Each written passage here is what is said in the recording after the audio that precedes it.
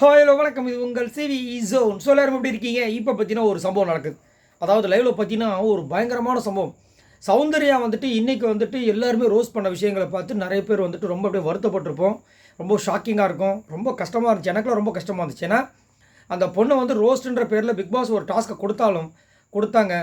அங்கே ஆல்ரெடி ஒரு ரோஸ் பண்ணாங்க. ஆனால் அது பத்தலைன்னு சொல்லிட்டு பிக் பாஸ் திரும்ப கலாச்சி, அதுக்கப்புறம் எல்லாருமே பயங்கரமாக கலாச்சி. அதில் குறிப்பாக பார்த்தீங்கன்னா சாச்சனா, வர்ஷினியெல்லாம் ரொம்ப கேவலமாக பண்ணியிருந்தாங்க. ரொம்ப அப்படியே எப்படி சொல்கிறது, ஒரு ஹட்சி டாக் நாய் இருக்கும் பாருங்கள், அப்படியே வாயோட ஒரு மாதிரி ஒரு ஃபேஸ் இருக்கும், அது குட்டியாக, அது வந்து ஒரு மாதிரி கத்தும், அந்த மாதிரி இருக்குது உங்களோட வாய்ஸுன்ற மாதிரி சொல்லி அருண் ஷடாப் அப்படி சொல்லியிருப்பாங்க. அதை வந்து அந்த மாதிரி இமிட்டேட் பண்ணி ரொம்ப கேவலமாக கலாச்சிருந்தாங்க. ரொம்ப கஷ்டமாக இருந்தது. அதேமாதிரி சாச்சனா வந்துட்டு அவங்க கண்டிப்பாக பேசும்போது நிறைய பேருக்கு வந்து நரம்பு புடச்சிக்கிட்டு ஒரு மாதிரி டென்ஷன் ஆகிருப்பீங்க. அந்த அளவுக்கு வந்துட்டு ஒரு இவ்வளோ வன்மத்தோடு ஒரு பொண்ணால் இருக்க முடியுமா?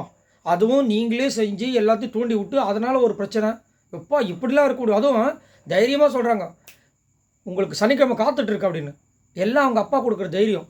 இந்த மாதிரி விஷயங்கள்லாம் நடக்கும்போது நம்மளுக்கு ஒரு வருத்தம் வந்துச்சு. ஆனால் இதை பற்றி பேசுகிறாங்க இந்த பக்கம் நைட்டில். யார் என்ன தர்ஷிகா, ஆர்ஜி ஆனந்தி, இந்த பக்கம் அருண் உட்காந்துட்டுருக்காரு.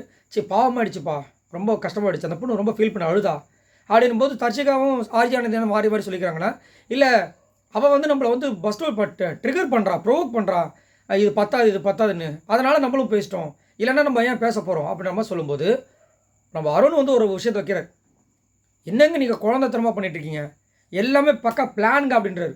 என்னங்க சொல்கிறீங்க பிளானா அப்படின்னு நம்மளுக்கே ஷாக் ஆகுது. ஏங்க வெள்ளிக்கிழமை வந்துட்டு ஒருத்தவங்க உட்கார வச்சு ட்ரிகர் பண்ணுற மாதிரி நீ கால் மேலே காலை போட்டு நீ பண்ணுறேன்னா கண்டிப்பாக அவன் வந்து ஆப்போசிட் இருக்க டென்ஷன் ஆவான், பஸ் அவுட் ஆவான், கண்டிப்பாக உன்னை கலாய்ப்பான்னு உனக்கு தெரியும். நீ கலாச்சாதான் நீ அங்கே சோகமாக இருக்க முடியும். நீ சோகமாக இருந்தால் தான் அங்கே தெரியும். அப்போ மக்கள் பார்ப்பாங்க. அடுத்தது வந்துட்டு அந்த சனிக்கிழமை ஞாயிற்றுக்கிழமை எபிசோடுக்கு தயாராக வேண்டாமா? அந்த ஒரு விஷயத்தை தாங்க சௌந்தர்யா பண்ணிட்டு இருக்கீங்க, நம்ம குழந்தைத்தனம் பண்ணிட்டு இருக்கீன்றாரு. இப்போ என்னையா சொல்கிற அருண் பிரசாத், இந்த அளவுக்கு நீங்கள் திங்க் பண்ணுவீங்களான்ற மாதிரி இருந்துச்சு. ஏன்னா யோசிச்சு பார்த்தா ஒரு வெள்ளிக்கிழமையும் சௌந்தர்யா ஏதாவது ஒரு சம்பவத்தை பண்ணிடுறாங்க. இன்றைக்கி கூட பார்த்தீங்கன்னா ஃபஸ்ட்டு ரோஸ்ட்டுன்ற விஷயங்கள் ஆரம்பிச்சிது. அதுக்கப்புறம் இவங்க வந்துட்டு தானாக போய்ட்டு நான் வந்து இப்போது டாஸ்க் கொடுக்க போகிறேன்னு சொல்லிட்டு வாலண்டர் நிற்க வச்சு செஞ்சாங்க. ஆனால் அதில் எனக்கு ஒன்று ரொம்ப பிடிச்சிருந்தது என்னென்னா விஜய் விஷாலை கலாச்சது தான். ஏன்னா விஜய் விஷால் வந்து அந்த மாதிரி சௌந்தர்யா வந்து மார்க் பண்ண விஷயங்கள் எல்லாருக்குமே பிடிக்கல, இன்க்ளூடிங் எல்லாருக்குமே. ஆனால் இதில் என்ன ஒரு காமெடி தெரியுங்களா, விஜய் விஷால் கூட ஜெஃப்ரி சேர்ந்து பண்ணிவிட்டு ஜெஃப்ரி வந்துட்டு விஜய் விஷாலை பற்றி வந்துட்டு இங்கே வந்து சௌந்தர்யா கிட்ட சொன்னார் பார்த்தீங்களா, அதுதான் ஹைலைட்டு. அப்பா பலே கில்லாடியாக இருக்கே இது. அப்போ நீங்கள் என்ன வேணாலும் பண்ணலாம், தப்பு இல்லை. பிடிச்சவங்க வந்துட்டு மார்க் பண்ணால் தப்பு இல்லை, பிடிக்காதவங்க மார்க் பண்ணால் தப்பா அப்படின்ற மாதிரி வந்துருச்சு. யார் மார்க் பண்ணாலும் தப்பு தான். இந்த மாதிரி விஷயம் சொன்னவொடனே தான் அவங்களே வந்து கலாய்க்கிறாங்க. அதை வந்துட்டு அங்கே பேசும்போது நம்மளுக்கு தெரியுது. ஸோ இப்போ பார்த்தீங்கன்னா அது இப்படி ஒரு பூதாகரமாக வெடிச்சு கடைசியில் வந்துட்டு அவங்களையும் பேச விட்டு இவங்களையும் திட்ட வச்சு, அதாவது அவங்கள வந்து உசுப்பேற்றி விடுறது. இப்போ நான் உன்னை பேசிட்டேன், நீ வா, ஏன்னா அடுத்தது வந்து ரோஸ்ட் வருது. ஏன்னா பிக் பாஸ் அவங்க சொல்லியிருக்காரு பஸர் ஏரோப்ளேன் போதா, பஸர் வந்துட்டு இப்போ கொஞ்சம் நேரத்தில் அடிக்கும், திரும்ப நீங்கள் வந்து ரோஸ்ட்டை கண்டினியூ பண்ணுன்னு சொல்லிட்டாங்க. ஸோ நான் உன்னை இப்போ வந்து நான் சூடு ஏற்றினா தான் நீ திரும்ப வந்து என்னை கலாய்ப்பேன். அதுக்காகவே இப்போ நம்ம இருந்துச்சு. இப்போ நம்ம அருண்குமார் சொன்னதை வந்து அருண் சொன்னதை யோசிச்சு பார்த்தோன்னா கரெக்டாக இருக்குது. இப்போ ஃபஸ்ட்டு வந்துட்டு பிக் பாஸ் வந்து ஒரு டாஸ்க் கொடுக்குறாரு, நீங்கள் ரோஸ்ட் பண்ணுங்கன்னு. அது அவங்களுக்கு பத்தலை. யாருக்கு பத்தலை? பிக் பாஸ்க்கு இல்லை, சௌந்தர்யாவுக்கு பத்தலை.